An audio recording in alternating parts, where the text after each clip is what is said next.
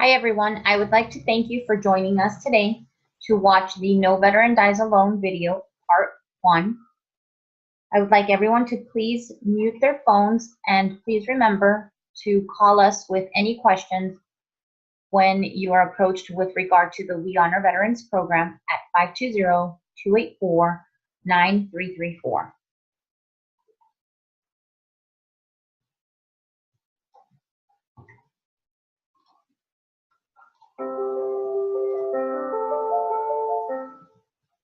This course is sponsored by the National Hospice and Palliative Care Organization. We'd like to thank the National Hospice and Palliative Care Organization for their generosity in making this course possible.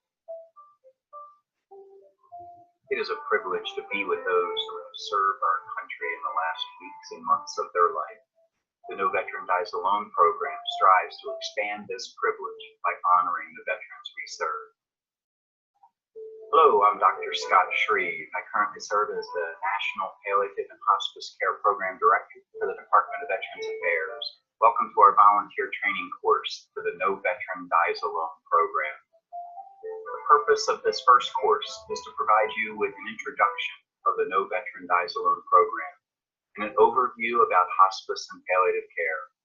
Also, you will have the opportunity to hear and learn from volunteers who work with veterans facing serious illness and the end of life. The most powerful story that I know to share the value of the No Veteran Dies Alone program, or NVDA, comes from an older volunteer at the facility where I work named Bob. Bob served in the Air Force and, approaching 90, took on the role of covering the ambassador's desk as you enter our VA facility. He was helpful to anyone who came through the door, and I love to see Bob showing the younger veterans how to use the kiosk to check in. In passing one day, I shared with Bob my belief he would be an excellent volunteer in our hospice unit and that the training for the NVDA program was coming up the next month. He readily agreed, and I was delighted to see his smiling face at the training session. Sometime after the training session, as I was walking by the expansive entrance to our facility, I heard Bob calling out, "Dr. Shreve, Dr. Shreve." Bob was out of his chair, catching up to me to share a story. He had signed up for the NVDA program to sit at the bedside of a veteran. This past week, he'd been called in to do a 2-hour shift with a veteran who was approaching death. Bob came and stayed long past his 2-hour shift. That night, Bob went home and slept soundly through the night. I thanked Bob and told him how much we appreciated his coming to our hospice unit and was sure that the veteran and his family appreciated it too. Bob nodded his head and said, "Dr. Shreve, after sitting with that veteran, I went home and slept through the night, something I hadn't done in the 2 years since my wife died." He said, "Thank you," right back at me. I think that most of them, mostly in our society, we value the quiet, silent hero type. And so most veterans that I've encountered have sort of developed this being the silent hero. They don't talk about it. They don't think, well, it's something that I did, but nobody cares much. While No Veteran Dies Alone volunteer program is designed to honor veterans facing the end of life, my hope is that through your volunteer experience, you will gain more fulfillment and meaning within your own life. No Veteran Dies Alone is a program designed to honor veterans and meet the needs of those veterans who, for whatever reason, find themselves alone and in need of extra support. I want to mention that even though I am specifically referencing the No Veteran Dies Alone program, the same type of program may have different names at different VA facilities and community hospice organizations. Our vision for No Veteran Dies Alone programs is for volunteers to get to know their veteran patient. Your role as a volunteer is to support the veteran in appropriate ways while he or she is experiencing serious illness. For many veterans, the opportunity to share their stories can be fulfilling and contributes to a sense of fellowship, closure, and peace. And if you also happen to be a veteran yourself, listening and sharing stories with your veteran patients can be a very powerful experience for both of you. The VA has a long history of providing health care to older veterans. In fact, the Department of Veterans Affairs, or VA, helped to establish the field of geriatrics. As a natural outgrowth of this care, the VA began to focus on end-of-life care for its veterans and currently provides or purchases hospice and palliative care services as needed for all enrolled veterans. Since you will be volunteering with veterans, I thought it might be helpful for you to know about the VA's palliative and hospice care program. First, we're very proud the VA has established interdisciplinary hospice and palliative care teams, which include doctors, nurses, social workers, chaplains, and others at every VA medical center. Most of these medical centers have inpatient hospice and palliative care units. Also, the VA provides specific trainings for healthcare professionals working at the VA that focuses on providing quality care of veterans with serious illness. To ensure quality care is being delivered, a national survey is administered to all the bereaved families of veterans who died in VA medical centers. A very successful effort the VA initiated was collaborating with the National Hospice and Palliative Care Organization to create the We Honor Veterans program. This is a national program and has engaged community hospices to recognize and improve the care for their veteran patients at end of life. You can learn more about this program and find out which of your hospices in your community are We Honor Veterans partners at www.wehonorveterans.org. Now let's spend a few minutes defining palliative and hospice care, as these terms are sometimes misunderstood. Palliative care. This is what promotes a quality of life during an illness by relieving pain and suffering as much as possible. It can be provided for months or even years. At the same time, curative treatments are being pursued.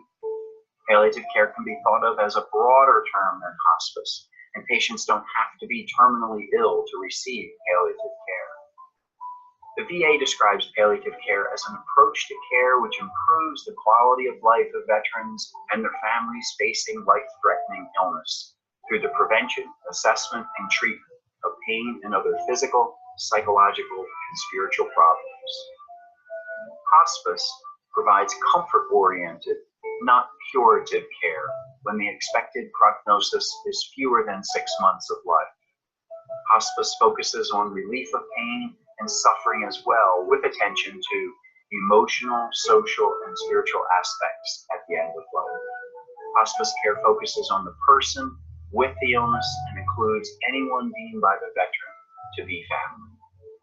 Hospice is a holistic, patient-centered philosophy of team-based care that promotes comfort and fullness of life. Choosing hospice does not mean the patient is giving up on life.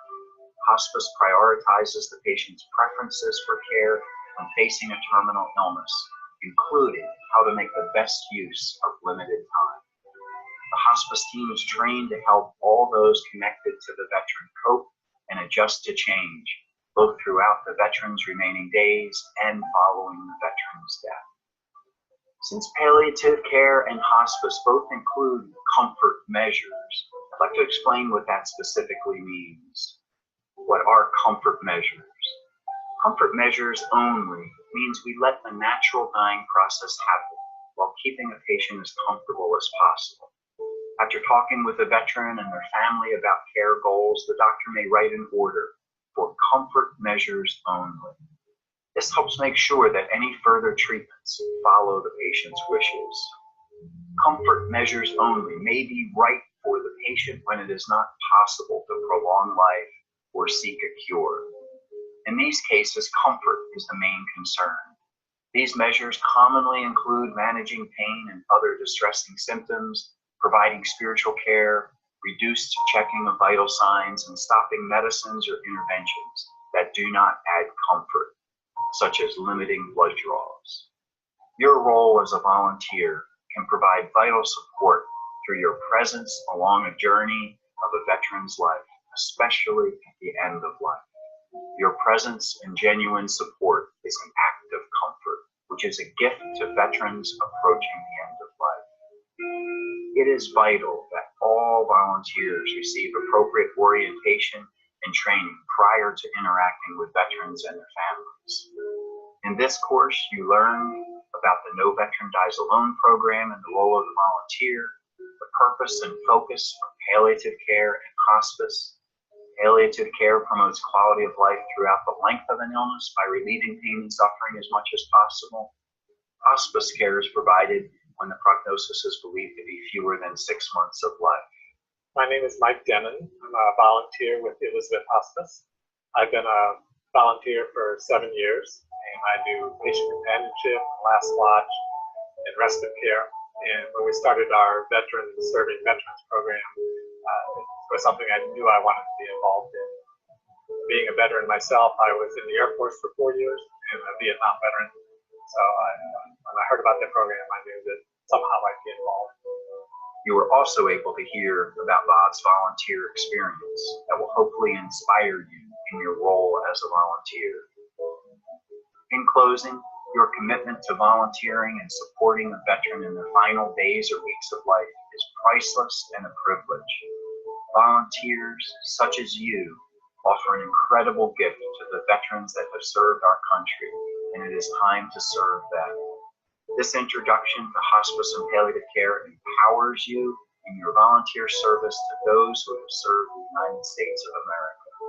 On behalf of the Department of Veterans Affairs, I thank you for your volunteering, your time to serve veterans who are seriously ill and facing the end of life, and for all that you do in support of the No Veteran Dies Alone program.